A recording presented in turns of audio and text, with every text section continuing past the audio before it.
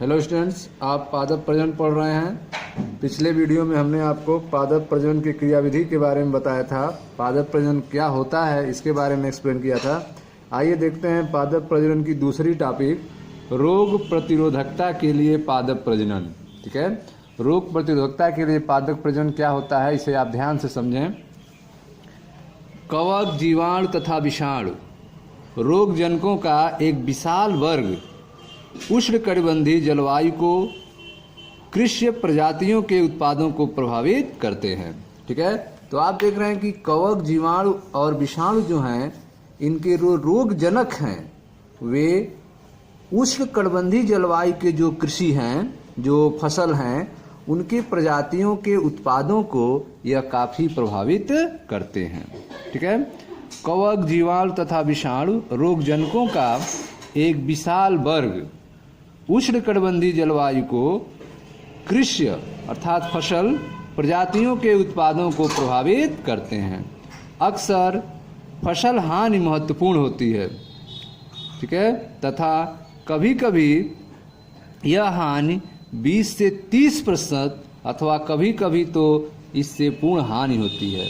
ठीक है, तो आप देख रहे हैं कि इन रोगजनकों के कारण, कवक, जीवाणु, विषाणुओं के कारण जो है फसलों की हानि होती है, लेकिन यह हानि जो है 20 से 30% और कभी कभी तो इससे पूर्ण हानि भी हो जाती है। ठीक है, इन परिस्थिति में रोग के प्रति प्रतिरोधी खेतिहर जातियां अर्थात कल्टीवास के प्रजनन तथा विकास से खाद्य उत्पादन बढ़ जाएगा। ठीक है, इस समस्या के हल के लिए अगर जो है इन परिस्थिति में रोग के प्रति प्रतिरोधी खेतिहर जातियां तैयार किया जाए। ठीक है, ऐसे प्लांट तैयार किए जाएं जो रोग के प्रति क्या हो, प्रतिरोधी हो, रोग से लड़ने की उनमें क्षमता हो। ऐसी जातियों का अगर विकास किया जाए तो उत्पादन की क्षमता बढ़ जाएगी। इन परिस्थितियों में रोग के प्रति प्रतिरोधी खेतिहर जातियों के प्रजनन तथा विकास से खाद्य उत्पादन बढ़ जाएगा। ठीक है, इससे कवकनाशियों तथा जीवाणुनाशियों का प्रयोग कम हो जाता है तथा उन पर आश्रितता भी घट जाती है। ठीक है, तो आप देख रहे हैं कि जो प्रतिरोधी किस्म की जो जातियां हैं, जो फसल हैं, अगर उनमें प्रजनन तथा विकास किया जाए जिससे खाद्य उत्पादन बढ़ जाएगा और कवकनाशियों का जो उपयोग हो रहा है, जीवाणुनाशियों का जो प्रयोग हो रहा है वह कम हो जाएगा और उन पर आश्रितता भी घट जाती है। ठीक है, पोषी पादपों की प्रतिरोधकता उसकी रोग जनकों को रोग उत्पन्न करने से रोकने की क्षमता है। ठीक है, पोषी पादपों की प्रतिरोधकता जो है वह उसकी रोग जनकों को रोग उत्पन्न करने से रोकने की क्षमता है। तो जो रोग जनक हैं वे उन पौधों में रोग उत्पन्न करने नहीं पाते हैं, क्योंकि जो पौधे होते हैं वे प्रतिरोधी क्षमता वाले होते हैं, उसके अंदर उनसे लड़ने की क्षमता होती है, जिससे रोग जनक जो हैं उन पौधों को प्रभावित नहीं कर पाते हैं। इसका निर्धारण पोषी पादप के आनुवांशिक ढांचे द्वारा किया जाता है। ठीक है, तो कितनी प्रतिरोधक क्षमता है उस पौधे में, तो इसका निर्धारण जो है जो पोषीय पादप है उसके आनुवांशिक ढांचे द्वारा किया जाता है।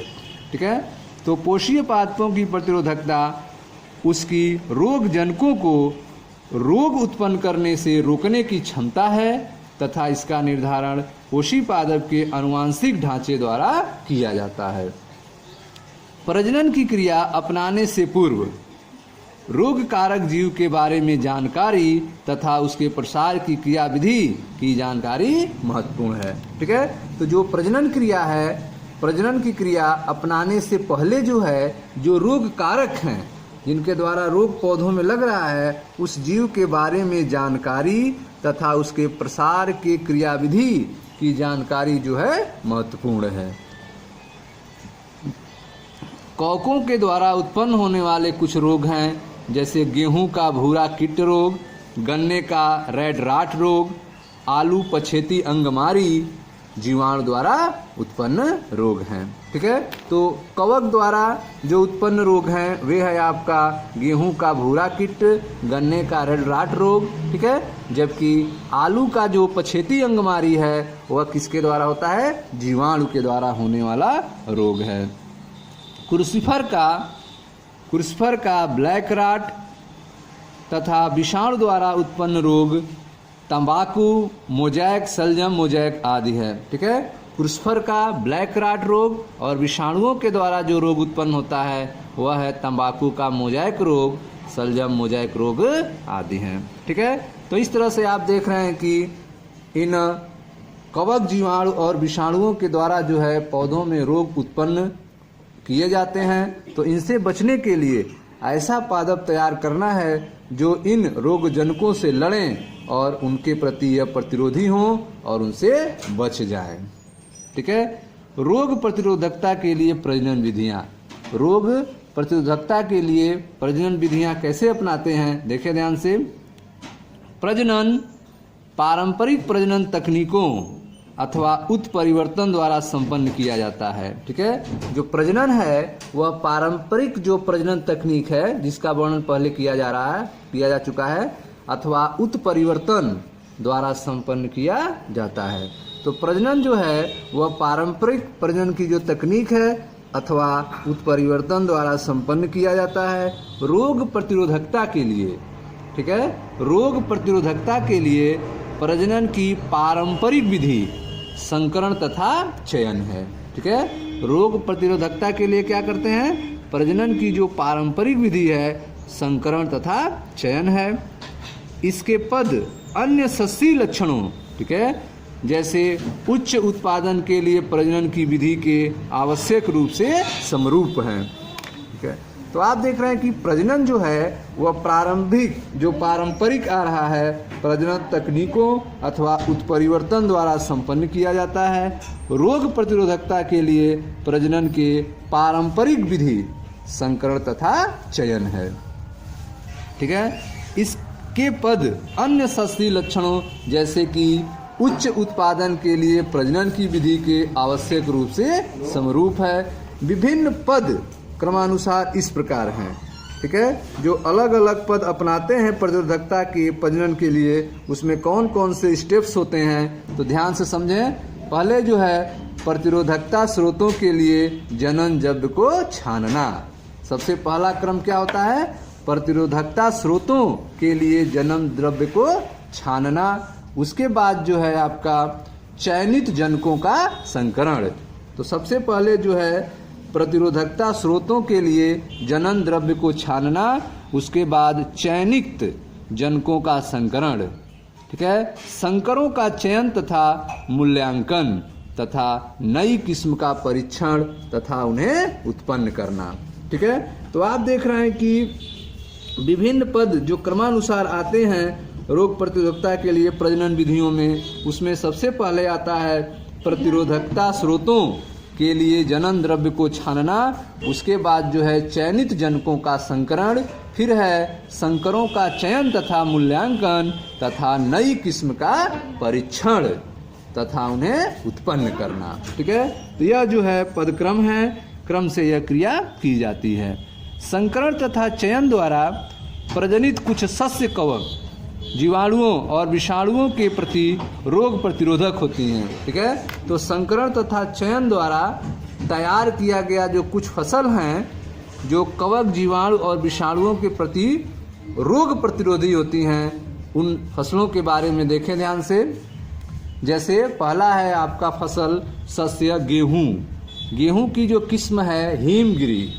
हिमगिरी जो है वह पर्ण तथा धारी कीट हिलबल्ट के प्रति प्रतिरोधक होती है। ठीक है, तो गेहूं का किस्म जो हिमगिरी है वह पर्ण तथा धारी कीट हिलबट के प्रति प्रतिरोधी होती है। सरसों का जो किस्म है पूसा स्वर्णिम, जिसे करण राई कहते हैं, यह श्वेत कीट के प्रति प्रतिरोधी होती है।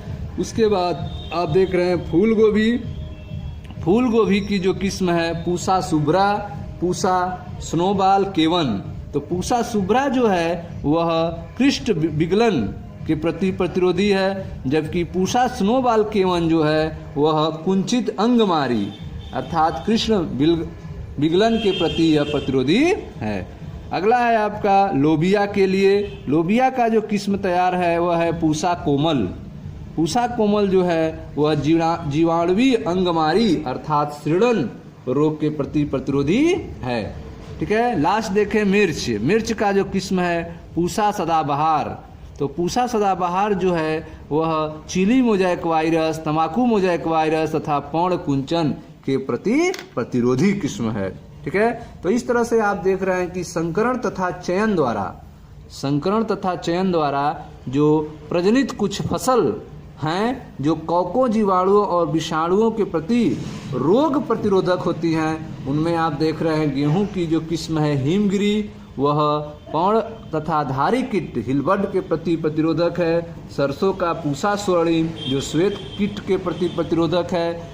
फूल गोभी में पूषा शुभ्रा जो कृष्ण विगलन के प्रति प्रतिरोधी है। पूषा स्नोबॉल केवन जो कुंचित अंगमारी कृष्ण विगलन के प्रति प्रतिरोधी है। और लोबिया के लिए आपने देखा पूषा कोमल जो किस्म है वह जीवाणुवी अंगमारी के प्रति प्रतिरोधी है। मिर्च में पूषा सदाबहार जो चिली मोजाइक वायरस, तंबाकू मोजाइक वायरस और पर्ण कुंचन के प्रति प्रतिरोधी है। ठीक है, आगे देखें रोग प्रतिरोधी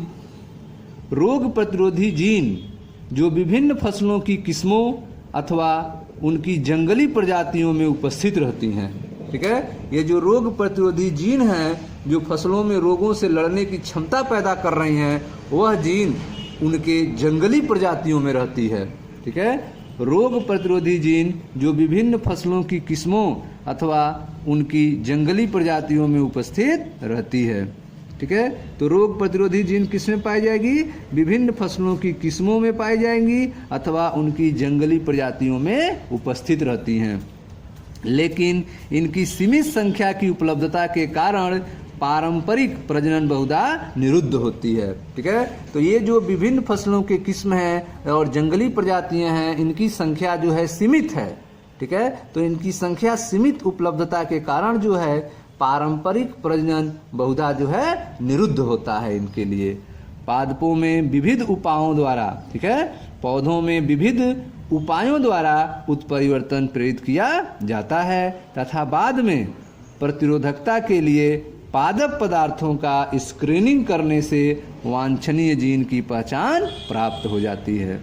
ठीक है, तो आप देख रहे हैं कि सीमित संख्या में उपलब्धता के कारण इनका पारंपरिक प्रजनन, ठीक है, बहुधा निरुद्ध होता है। तो इसके लिए, इस समस्या के समाधान के लिए पादपों में विविध उपाय द्वारा उत्परिवर्तन प्रेरित किया जाता है और बाद में प्रतिरोधकता के लिए पादप पदार्थों का स्क्रीनिंग करने से वांछनीय जीन की पहचान हो जाती है। ठीक है, वांछनिक लक्षण वाले पादपों को या तो सीधे ही गुणित किया जा सकता है अथवा इसका प्रयोग प्रजनन में किया जा सकता है। ठीक है, तो आप देख रहे हैं कि पादपों में विविध उपाय द्वारा उत्परिवर्तन प्रेरित किया जाता है और बाद में प्रतिरोधकता के लिए पादप पदार्थों का स्क्रीनिंग करने से वांछनीय जीन की पहचान हो जाती है। और जब वांछनीय जीन की पहचान हो जाती है तो ये वांछनीय लक्षण वाले पादप को या तो सीधे ही गुणित किया जा सकता है अथवा इसका प्रयोग प्रजनन में किया जा सकता है।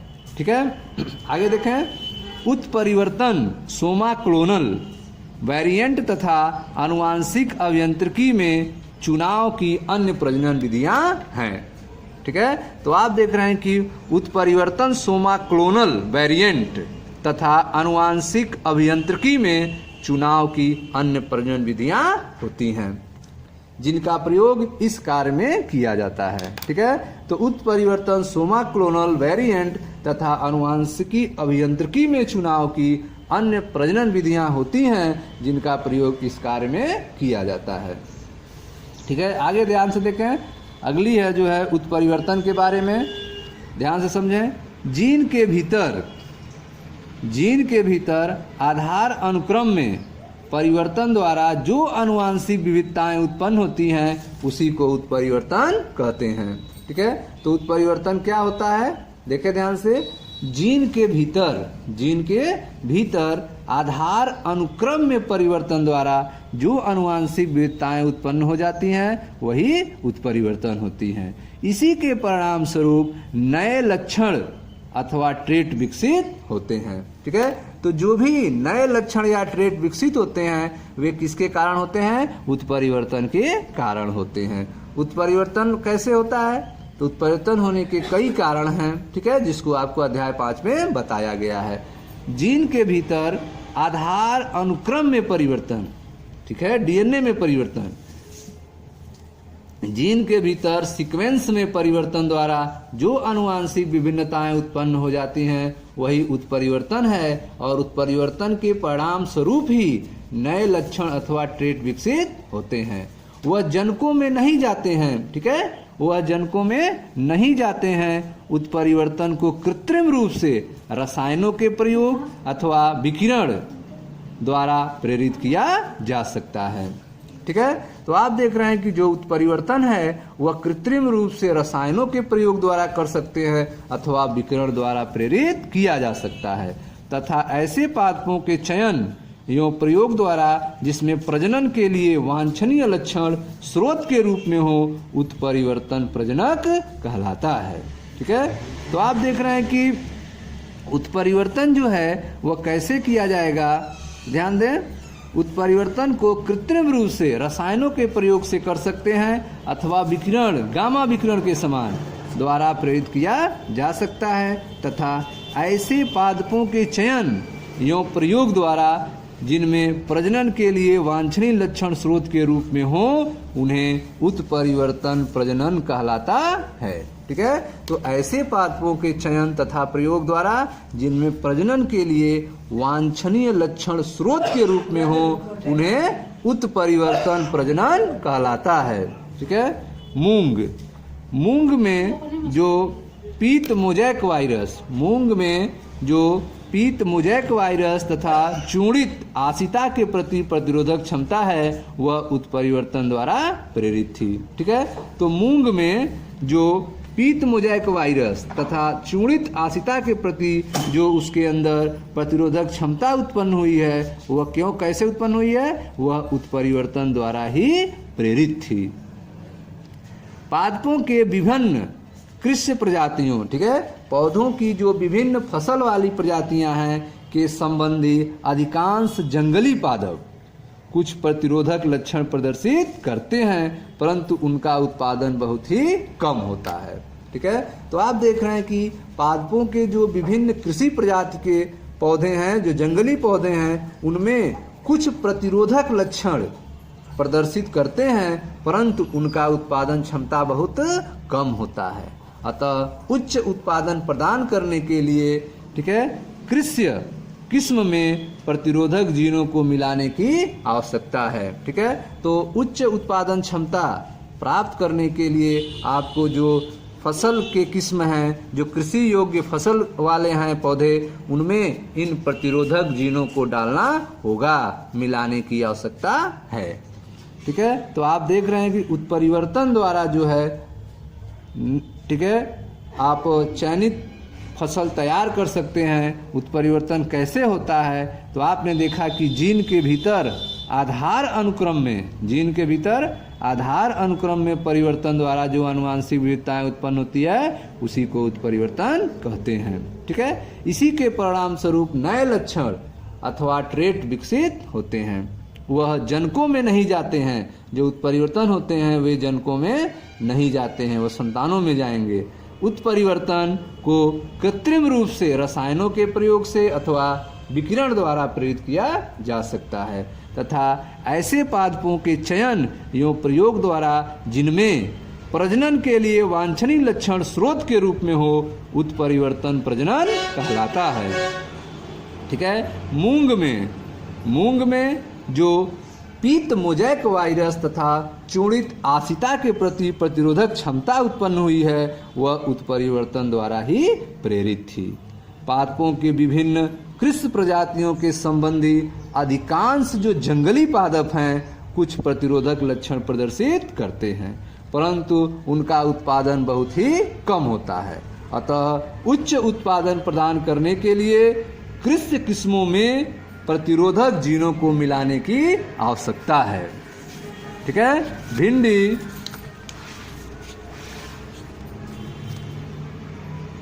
देखिए ध्यान से, भिंडी अर्थात एबेल मास्कास एस्कुलेंटस। ठीक है। भिंडी को साइंटिफिक नेम क्या है? एबेल मास्कास एस्कुलेंटस में पीत मोज़ेक वायरस के प्रति प्रतिरोधकता इसकी जंगली प्रजाति से स्थानांतरित किया गया था। ठीक है। तो भिंडी में जो पीत मोज़ेक वायरस के प्रति प्रतिरोधकता उत्पन्न हुई है वह उसकी जंगली प्रजाति से ही उसमें ट्रांसफर किया गया था, जिसके परिणाम स्वरूप एस्कुलेंटस, ठीक है, एबेल मास्कास एस्कुलेंटस की एक नई किस्म परभनी क्रांति उत्पन्न हुई है। ठीक है। तो आप देख रहे हैं कि जो भिंडी है एबेल मास्कास एस्कुलेंटस में पीत मोज़ेक वायरस के प्रति प्रतिरोधकता जो है इसकी जंगली प्रजाति से स्थानांतरित किया गया था, जिसके परिणाम स्वरूप एबेल मास्कास एस्कुलेंटस की नई किस्म परभनी क्रांति उत्पन्न हुई है। ठीक है। तो इस तरह से आपने देखा कि उपयुक्त सभी उदाहरण में प्रतिरोधक जीन के स्रोत शामिल हैं। जितने भी आपको उदाहरण बताए गए वो सभी उदाहरण में प्रतिरोधक जीन के स्रोत शामिल है। यह जीव उसी फसल की प्रजाति अथवा संबंधी जंगली प्रजाति के होते हैं। ठीक है। जिन्हें रोग प्रतिरोधकता के लिए प्रजनित करना पड़ता है। प्रतिरोधक जीनों का स्थानांतरण लक्ष्य तथा स्रोत पादप के मध्य लैंगिक संकरण करने के पश्चात चयन द्वारा संपन्न किया जाता है। ठीक है। तो आप देख रहे हैं कि जो भी आपको उदाहरण बताए गए प्रतिरोधक जीन के स्रोत शामिल हैं। यह जीव उसी फसल के प्रजाति अथवा संबंधी जंगली प्रजाति के होते हैं, जिन्हें रोग प्रतिरोधकता के लिए प्रजनित करना पड़ता है। ठीक है। प्रतिरोधक जीनों का स्थानांतरण लक्ष्य तथा स्रोत पादप के मध्य लैंगिक संकरण करने के पश्चात चयन द्वारा संपन्न किया जाता है। ठीक है स्टूडेंट्स, थैंक यू।